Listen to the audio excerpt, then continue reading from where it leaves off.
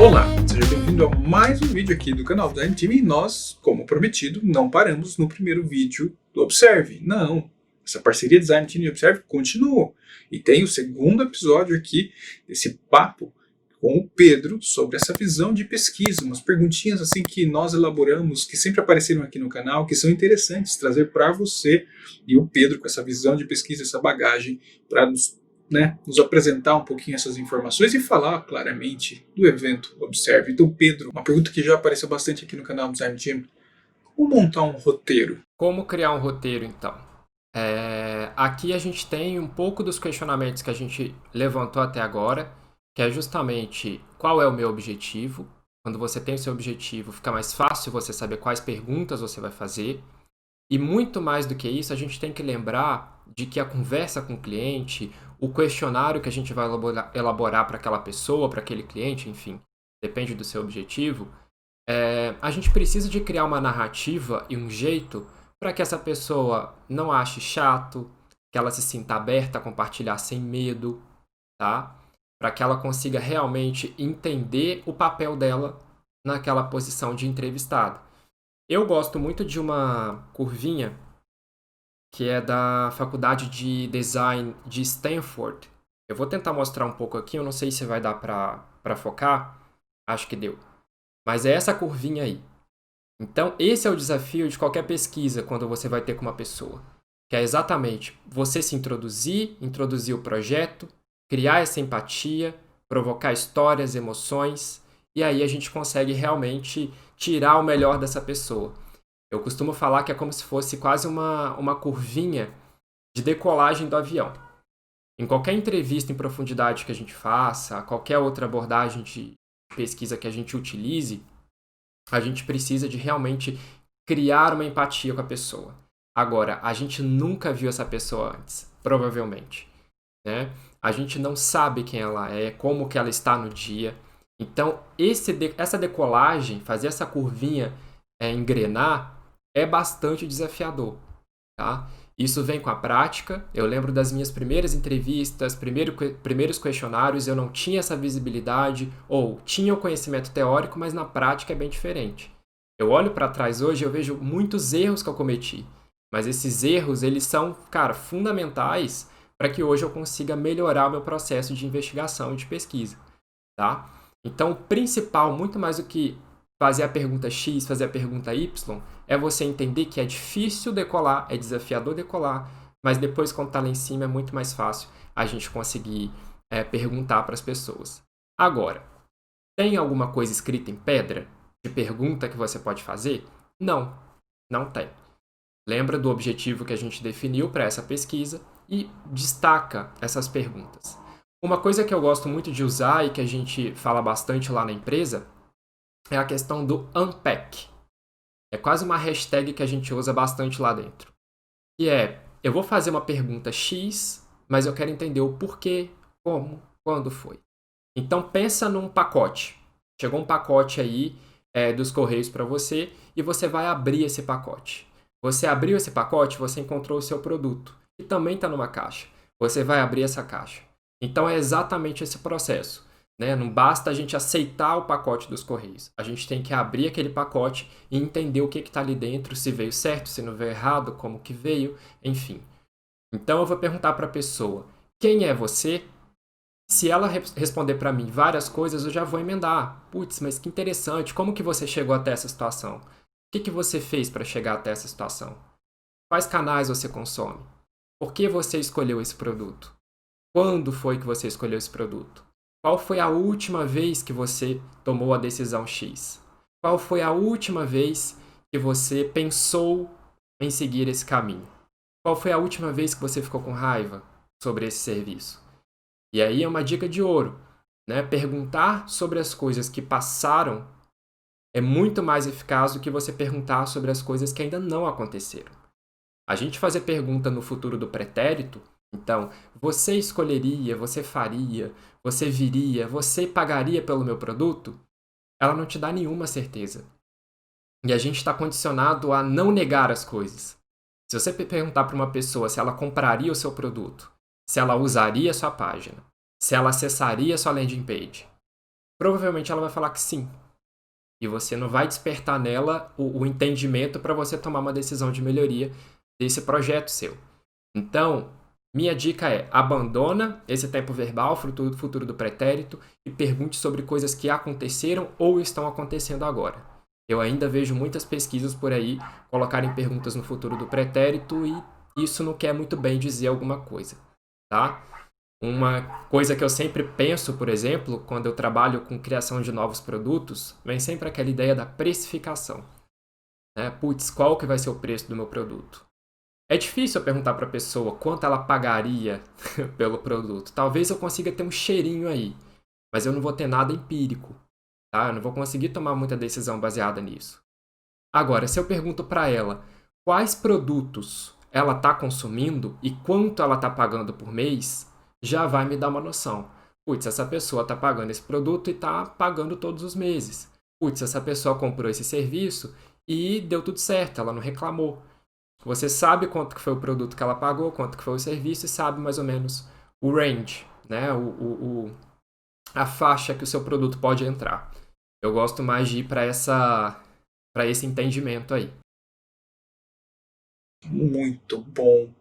Nossa, tá esclarecendo tudo.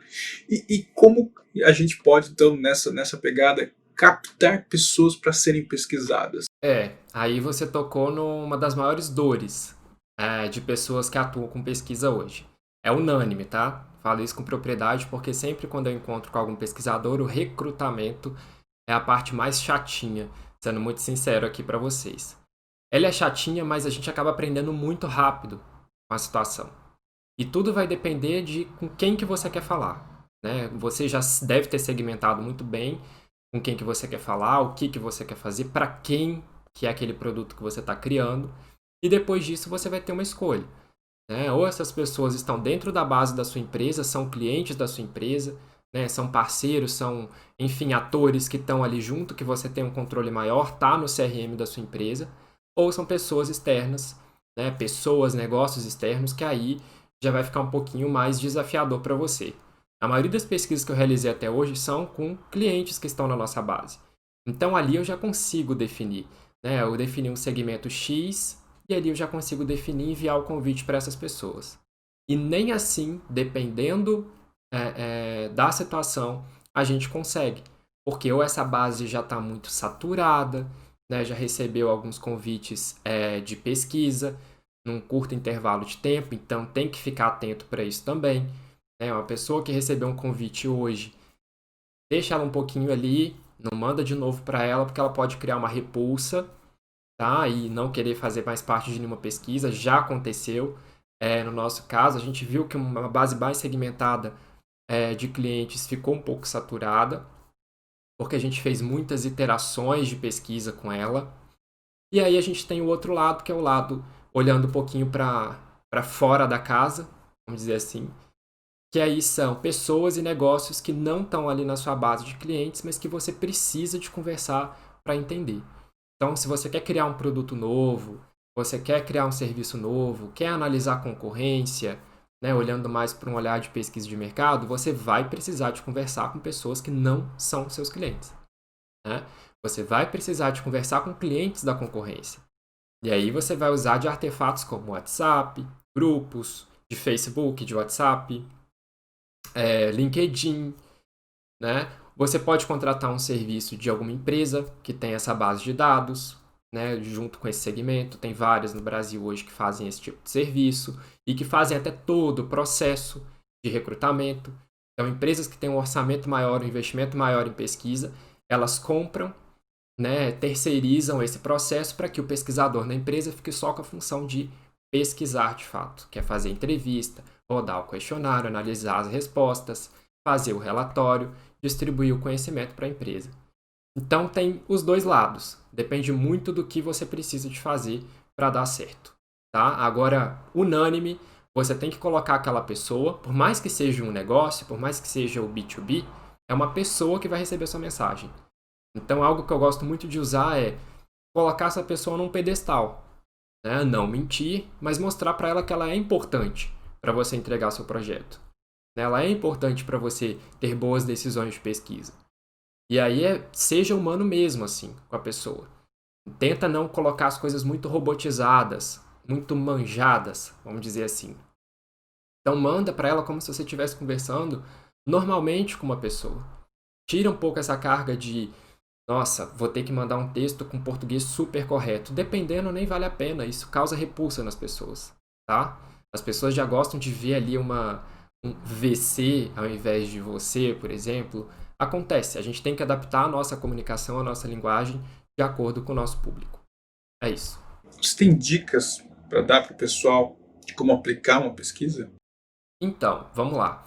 Lidando um pouquinho com as pessoas, né, com os profissionais que ainda estão começando a trilhar um caminho dentro de UX Research ou ainda está tentando vender essa ideia dentro da empresa, eu costumo fazer uma atividade, um questionamento interno, que é o seguinte: eu tenho essa hipótese, eu tenho essa dúvida, eu tenho esse problema. Como que eu posso responder esse problema? Como que eu posso perguntar para aquela pessoa, né, para eu realmente ver se essa hipótese está correta ou não? Você tem N formas de fazer isso.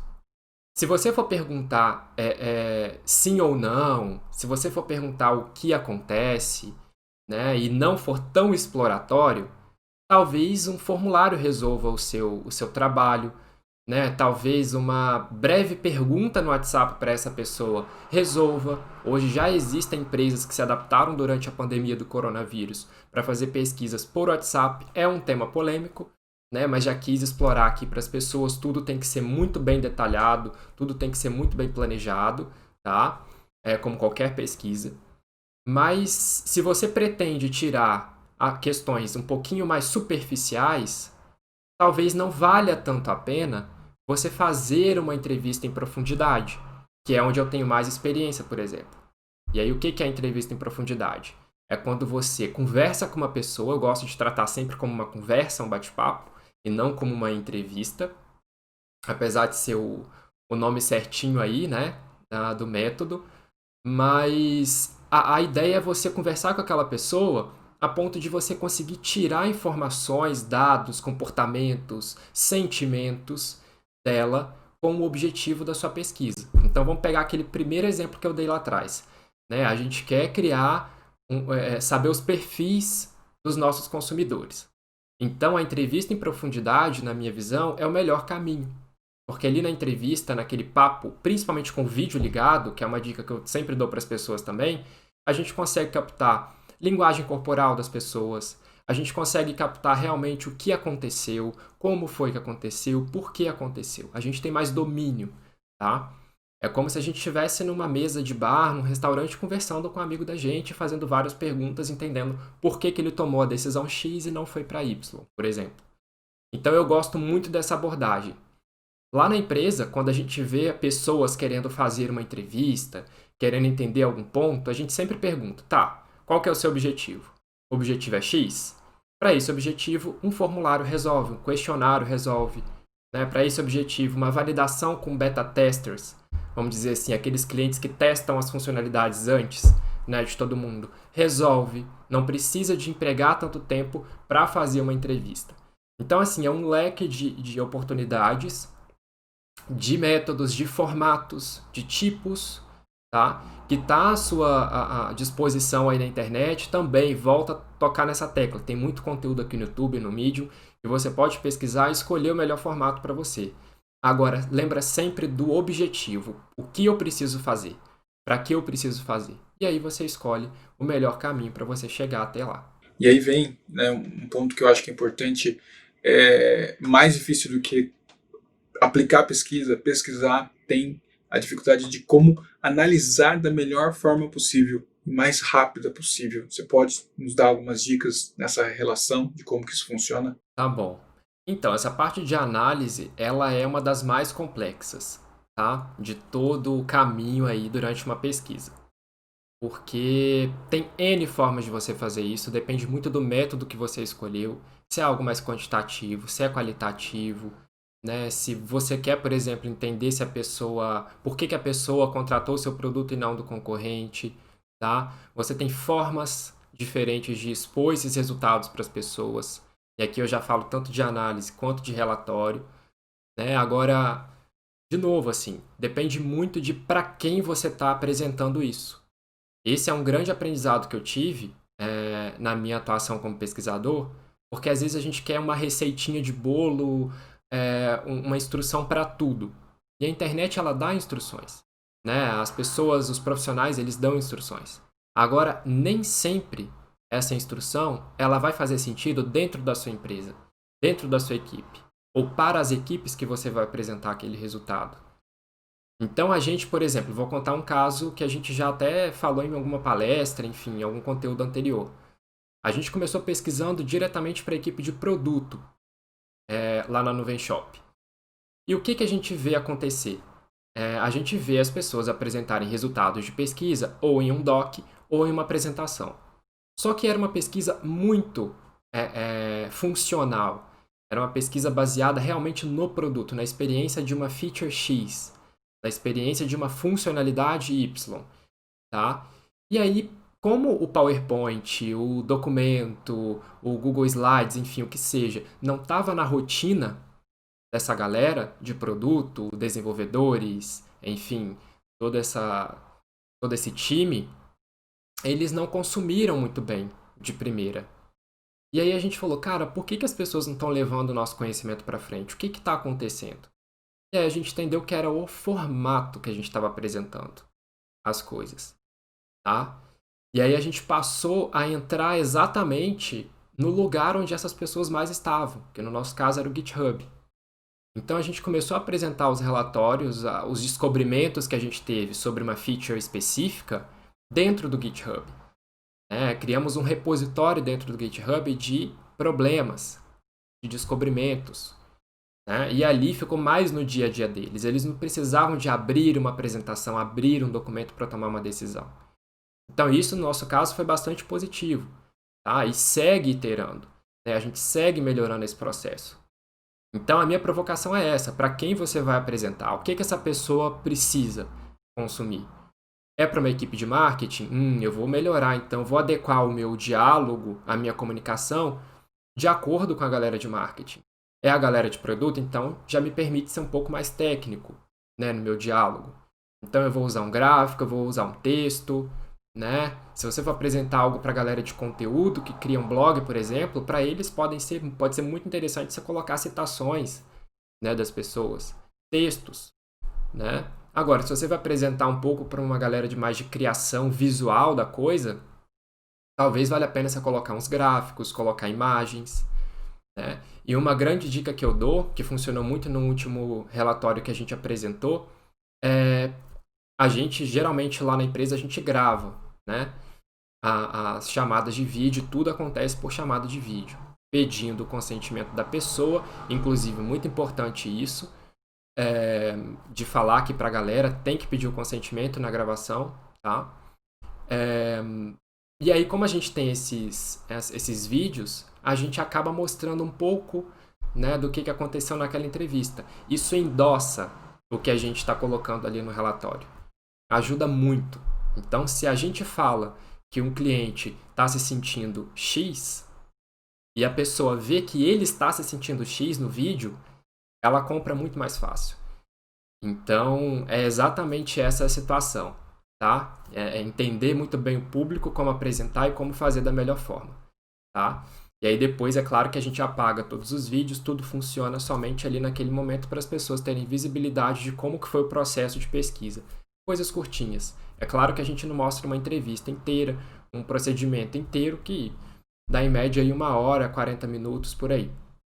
A gente tira 1 minutinho, segundos, que mostram a pessoa exatamente daquele momento que ela está. E esse é o feedback mais positivo que a gente recebe aí de todas as apresentações que a gente tem feito dentro da empresa. Pedro, de novo, muito obrigado por essas informações. Sensacional, cara. E vai lá, dá mais um recadinho aí sobre o Observe. O que a gente tem de novidade e informações? Eu espero que o conteúdo tenha sido bom para a galera que está assistindo aqui. E já fica o convite para mais conteúdos nessa linha, para explorar bastante de pesquisa, né, a experiência do usuário nesse olhar mais questionador e investigador. A gente vai ter a Observe 2020, que é a primeira conferência brasileira sobre pesquisa de experiência. Tudo que envolve esse mundo, a gente vai trazer profissionais aí, pessoas que estão dominando o tema, oficinas, para a gente conseguir realmente unir mais a comunidade de UX Research e sair dessa experiência Observe, que a gente está chamando, um pouco mais capacitado e unido dentro do mercado, dentro da sociedade. Fica o convite, o evento vai acontecer na primeira e na segunda semana de outubro. Para mais detalhes aí da programação, dos ingressos, é só acessar experienciaobserve.com.br.